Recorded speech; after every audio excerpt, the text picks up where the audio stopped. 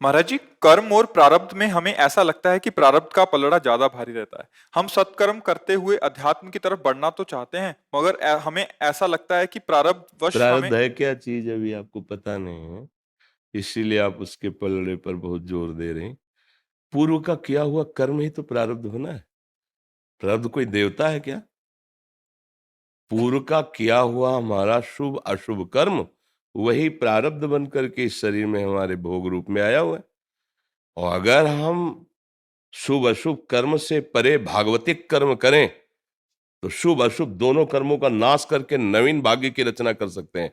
ये मनुष्य जन्म कोई पशु का जन्म थोड़ी कि हम केवल प्रारब्ध भोगते रहें, केवल शुभ अशुभ कर्मों को हम भोगते रहें। ये तो पशु योनि के लिए है। मनुष्य योनि के लिए है कि ऐसा अब हम नवीन त्रिगुणातीत कर्म करें जो माया जनित सारे विकारों को नष्ट करके सच्चिदानंद प्रभु की प्राप्ति करा दें।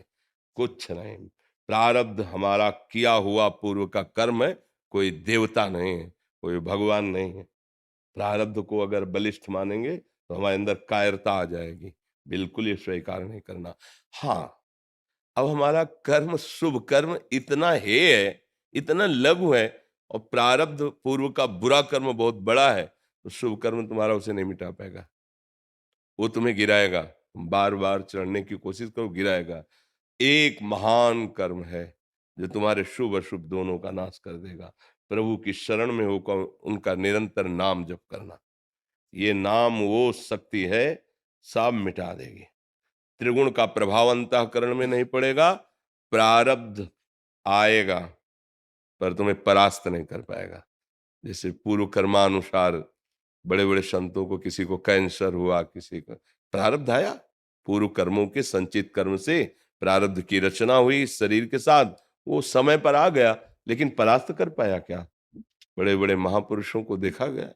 ऐसा थोड़ी कि वो परास्त हो गए हो, हाहाकार मच गया हो। नहीं, गंभीर शांत और भगवदानंद में निमग्न। क्या बिगाड़ लिया प्रारब्ध? प्रारब्ध का केवल इस शरीर से किए हुए कर्मों के अनुसार उसको दुख सुख भोगना, बस। ये हमारे स्वरूप पर कोई प्रहार नहीं कर सकता। हमारा स्वरूप सच्चिदानंद में है। ये प्रारब्ध न क्रियमाण न संचित कोई भी हमारे को शासन में नहीं ले सकता। हाँ, इस शरीर से गलती हुई है, उसको सुधारने के लिए हमें फिर शरीर मिला है, मनुष्य शरीर। अब हम उस गलती को ना करें और सुधार लें, बस हम जीत जाएंगे।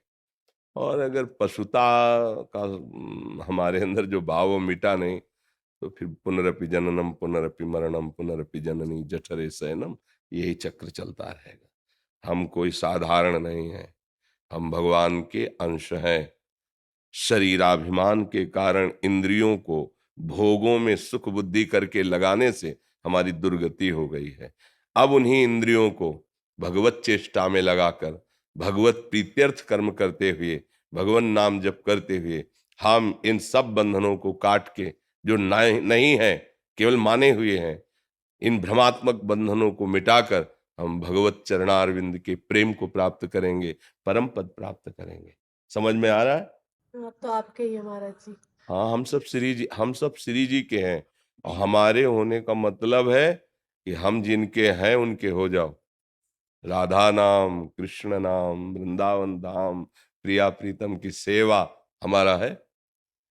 अगर नाम से प्रीति नहीं, प्रिया प्रीतम से प्रीति नहीं, तो हम अपने देह को भी प्यार नहीं करते तो किसको प्यार करेंगे? जो 24 घंटा जब छूटे छूट जाए, जब जैसा हो जाए, फिर हम किससे प्यार करेंगे? नाते नेह राम के मनियत, सुहृद सुसेव्य जहालो। अंजन कहा आंख जे फूटे, बहुतक कहो कहां।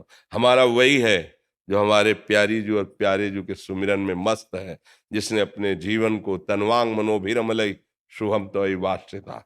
हम हृदय से कहते हो हमारा सगा है, हमारा संबंधी, हमारा जीवन है, हमारा पूजनीय है। और फिर अगर प्रभु से नहीं तो फिर पहचान ही नहीं है। हमारे समर्पण का तात्पर्य होता है कि हम संतों को समर्पित हैं, गुरु जी को उनके वचनों पर ध्यान देना, उनकी आज्ञा का पालन कर लेना, तभी हम वहां पहुंच सकते हैं जहां संत जन पहुंचाना चाहते हैं। प्रारब्ध किए हुए संचित कर्मों से एक निर्धारित हिस्सा निकाल करके जब शरीर रचना की गई तो उसको दे दिया गया। कभी शुभ आएगा तो सुख लगेगा, अशुभ आएगा तो दुख लगेगा। ऐसे शुभ और अशुभ का चक्र चलता रहता है। इसी चक्र को मिटाने के लिए परमानंद प्रदान करने वाला भगवान का नाम है।